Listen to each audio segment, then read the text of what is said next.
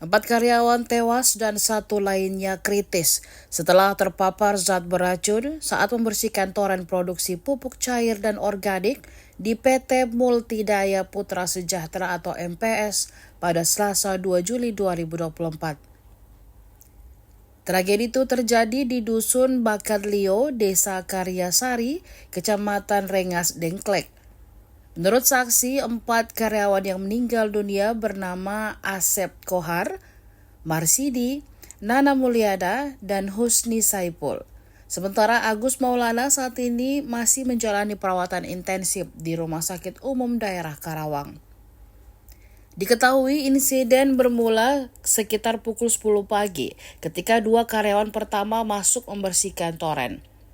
Setelah beberapa jam tidak ada kabar dari mereka bertiga, 3 rekannya kemudian menyusul.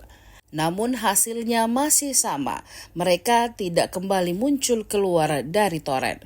Atas insiden tersebut, Bupati Karawang Ayep Saipullah menyampaikan keprihatinannya dan menekankan pentingnya investigasi menyeluruh untuk mencegah terulangnya kejadian serupa di masa depan. Bupati Karawang Ayep Saipullah segera mengecek lokasi pabrik setelah mendapatkan laporan kejadian tersebut. Saat ini juga pemerintah masih melakukan pengecekan dari perizinan pabrik tersebut. Pihak kepolisian juga telah menyelidiki lebih lanjut dan masih memeriksa saksi guna mengungkap penyebab pasti insiden tersebut.